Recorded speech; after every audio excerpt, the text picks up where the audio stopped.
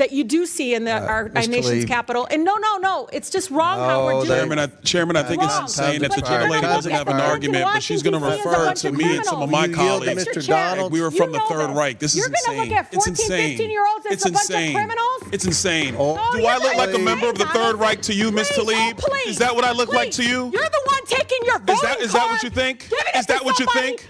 Is that what you think? No, that's unethical. I think it's radical and I think it's insane. And I'll respect every. I will say that Bernie Sanders people You guys are crazy! you're an animal. Get a job.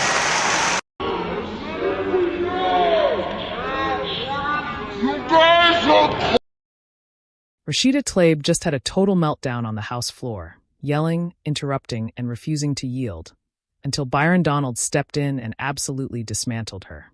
What you're about to see shows exactly why the squad is losing control of the narrative. And I think it's really important we need to stand up against this. Fascist takeover, that's not a bad word. It's a fact. And here in D.C. and across the country, it is so incredibly important, Mr. Chair, that this committee does not allow rhetoric that defames and or paints Washington, D.C. in a way that you all haven't really truly seen. You're just reading it. No, you're just reading it or something off of some. Will the gentlelady yield to a question? Yeah, I think it's really important. Will the gentlelady yield? No, I don't yield. I don't even have time. I can tell you. Your time's expired. It is expired, but Mr. Chair, been, but you all live here, and you're not telling people the beautiful parts. And this was supposed to be a calm hearing about Washington, D.C. policy. But the second Rashida Tlaib grabbed the mic, it turned into pure chaos. Before we go further, make sure you hit that like button and subscribe, because the mainstream media won't touch this. They'll clip it, twist it, and make her the victim. But here, you'll see the truth. Tlaib started her speech by claiming Republicans were defaming D.C. She painted this rosy picture of the Capitol. Families walking around, people full of pride, as if the skyrocketing crime rate, homelessness, and violence don't exist. Then she blamed Trump for everything, accusing his administration of abusing power and calling what's happening a fascist takeover. That's when it all went downhill. She compared her Republican colleagues to the Third Reich. Yeah, she went there. The room exploded. Byron Donalds jumped in, calm but firm, and told her straight, hold yourself accountable before lecturing anyone else. He called her out for going too far, for disrespecting everyone in the chamber, and for turning serious issues into a circus. You could see Tlaib lose control. She shouted over the chair, refused to yield, and tried to spin herself as the victim again. But Byron wasn't buying it. He stood his ground and made it clear. This kind of radical behavior has no place in Congress. Let's be honest, this wasn't about D.C. This was about the squad's agenda, emotional, loud, and empty of real solutions. D.C. is crumbling under failed leadership, and Tlaib wants to blame everyone but her own side. Byron Donalds showed real leadership. He didn't shout. He didn't lose his cool. He simply exposed Tlaib's hypocrisy and reminded everyone what accountability looks like. By the time it was over, the so-called moral high ground Tlaib was standing on completely collapsed. She came in yelling about freedom and fascism, but ended up proving exactly why Americans are fed up with this kind of political theater. And let's not forget, these are the same people who say they care about democracy while trying to silence anyone who disagrees with them. But this time, the mask slipped. The squad's talking points fell apart in real time, and Byron Donalds made sure everyone saw it. So if you're tired of these staged meltdowns, if you want leaders who actually tell the truth and don't play victim every time they're challenged, then keep sharing videos like this. Because the only way to push back on this chaos is to shine a light right on it. That you do see in our nation's capital. And no, it's just wrong how we're doing it. Chairman, I think it's insane that the gentlelady doesn't have an argument, but she's going to refer to me and some of my colleagues. Mr. Donalds, we were from the Third Reich. This is insane. You're going to look at 14, 15-year-olds as a bunch of criminals? It's insane. Do I look like a member of the Third Reich to you, Ms. Tlaib? Please, is that what I look like to you? You're the one taking your voting card. Is that what you think? Is that what you think? Is that what you think? No, that's unethical. I think it's radical and I think it's insane. And I'll respect everything that you say. But to say something like that to myself and a lot of my colleagues is way out of line. It's way out of line. It's way out of line. Regular order, Mr. Way out of line. Regular order. That's okay. But it's okay, right? That is not how it It's okay, right? You hold yourself accountable before you talk about Hold Washington, myself D.C. accountable. Mr. Tlaib. Washington, Hold D.C. your out own of your self mouth. accountable. How Keep about it out of that? your mouth. Hold your own I'm self trying, accountable. Mr. How about that? Free D.C. and make sure you All right. vote with your own voting card. Don't be giving it to somebody Ms. else. Tlaib. All right, time. Chair recognizes Ms. Bobert from Colorado. Wait a minute, Ms. Bobert. The All right. Washington Post poll of D.C. residents found 8 out of 10 opposed Trump's taking over of their local police and sending in federal troops. Without objection to ordered. You know, I think it's also really important to understand, like, the incredible kind of slanderous, like, defamation. I don't know what to call it. They're just burying Washington, D.C. You just heard them speak about our nation's capital in that way, in a way that I feel very much like that's not what I see.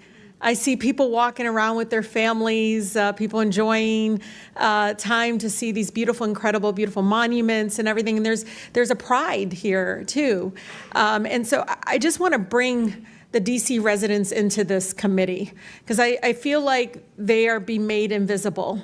And this really ugly picture that is not reflective. And I'm from Detroit. I've seen it happen to my city, and it's despicable in a way that I feel like really goes up against our values. You know, one of the things that I know in every abuse of power that we let President Trump and the administration get away with in D.C., it will be replicated. It will be expanded across the country, and it is going to tear apart our communities. You know, Mr. Jackson, I talked to you about a little bit about this, but I think it's important to understand that we do have a mental health crisis, that we have a housing crisis, affordability crisis. Can you police any of those away? No. You can't police away homelessness. And the way they talk about our homeless neighbors is so, no wonder there's violence increasing towards homeless neighbors. I see it already, the brutality of it. When we see housing costs go up, when we see, again, the lack or dismissiveness of the mental health crisis that we continue to grow. And it's not just this administration, and the previous administrations as well. No one has moved with the urgency that is needed.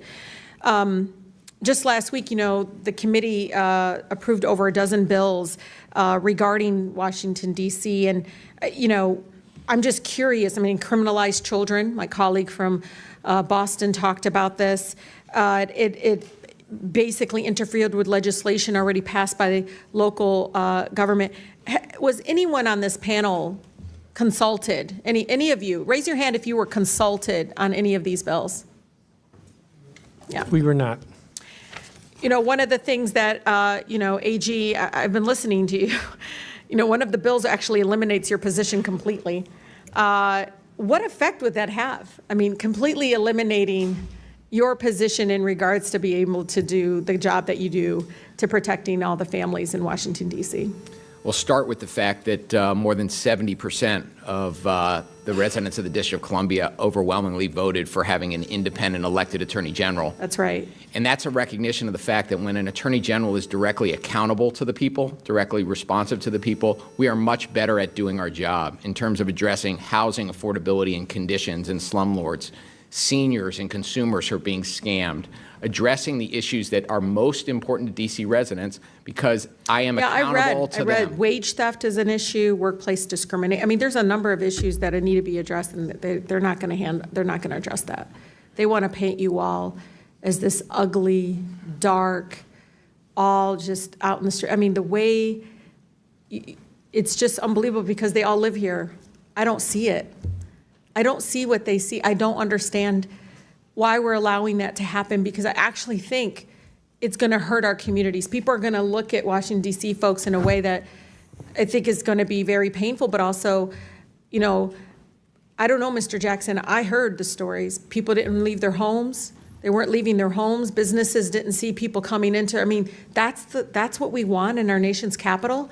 Stay in your house, don't move, don't go anywhere, stay fearful. It's unbelievable that my colleagues continue again to eject this narrative and this rhetoric in regards to it. But I think it's important, Mr. Chair, just like in D.C., home rule was one out of Black freedom struggle in the fight for civil rights, we can't be passive right now. So nobody over there should take anything we say like so personally as if we're attacking them. No, we're attacking a process. We're not attacking people here.